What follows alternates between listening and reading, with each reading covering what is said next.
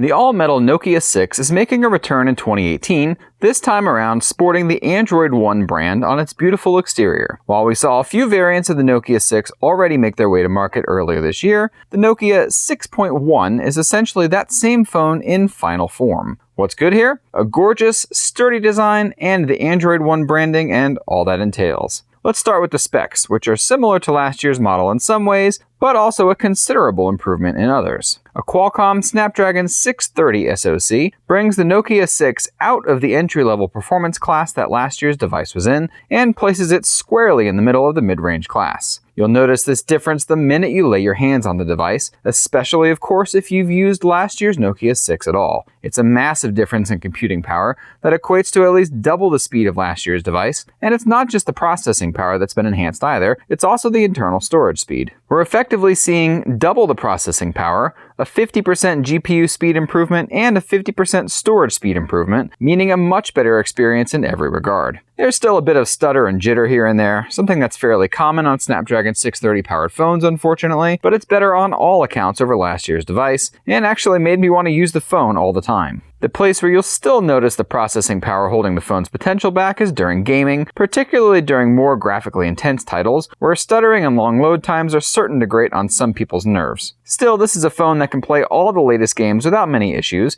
even if it does take a little longer to load, and the stuttering is not enough to ruin the gameplay, but it's definitely enough to make note of, that's for sure. The rest of the specs here are the same as last year, including a 5.5-inch 1080p IPS LCD panel up front, 3 gigs of RAM and 32 gigs of storage for the base model, or 4 gigs of RAM and 64 gig upgrade in some markets. For this review, we used the 3 gig base model, which retails for $269, but both versions feature micro SD card support, meaning the best part of upgrading would be for that additional RAM. Multitasking was decent as a result, but 3 gigs of RAM isn't a particularly large amount, even for only a 1080p display, and there were enough times where apps had to reload when switching back and forth to take note. As an Android 8.1 Oreo-powered phone, all the new multitasking methods are supported, including floating windows and the oldie but goodie split-screen view. The hardware, which we touched on quite a bit in the hands-on, is absolutely gorgeous in every way. It's powdered metal, so it's far less slippery than glass, and considerably more fingerprint resistant too. Being a matte color means fingerprints will show up and look a bit like grease marks, but are easily wiped off and don't happen as often as glass. The copper accents on this particular color scheme are simply gorgeous looking. A matte black body, shiny coppered chamfered edges, flat sides, and a centered camera hump round out the details. Having any camera hump at all is annoying for sure,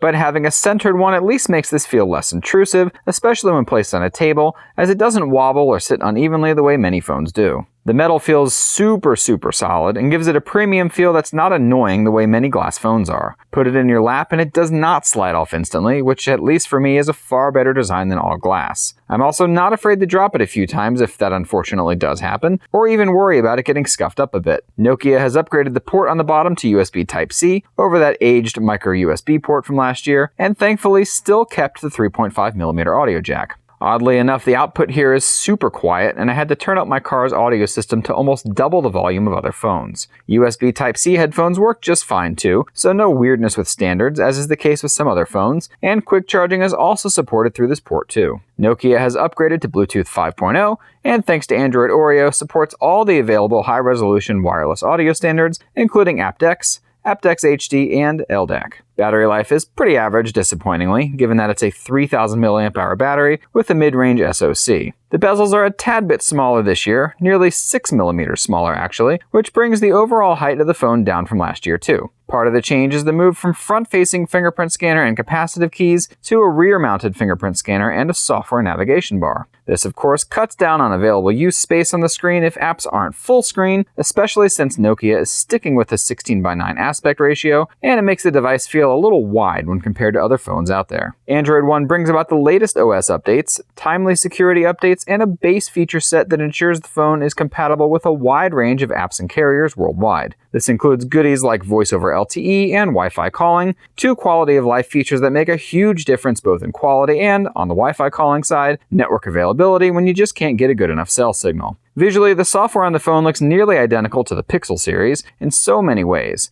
which makes the phone feel a bit more premium than others at this price range. About the only thing that doesn't feel quite so premium is that camera experience, which is awful any way you slice it. Surprisingly, this doesn't mean the quality inherently, as it takes rather nice shots when it's actually able to. The big problem is the software itself, namely the speed and accuracy of its operation. Upon a fresh reboot, the camera software is super snappy, with quick load times, accurate focusing, and generally quick photography, especially for a more budget-friendly price tag. The problem is when opening the camera app basically any other time, as it's often super slow to load, hangs often, and sometimes either won't focus at all, or worse yet, won't take the picture no matter what you do. This doesn't seem to be a system-wide problem though, as other camera apps don't have this issue, which makes it particularly frustrating since the camera app design here really is quite nice. The manual mode in particular is really cool, both in looks and functionality, with an easy swipe up or down on the shutter button to call it up or dismiss it. There's a lot of control here over individual aspects of the photo, much more so than the average phone in this price range gives, but having descriptions instead of just icons would make it easier to understand what each setting does. This also goes for the rest of the user interface, where many icons are a bit ambiguous looking and don't feature any explanation as to what they actually do. Another bonus here is some really good stereo recording on the video side, and the fact that it does do 4K recording, which also is pretty uncommon in this price range, even at this point in time in 2018.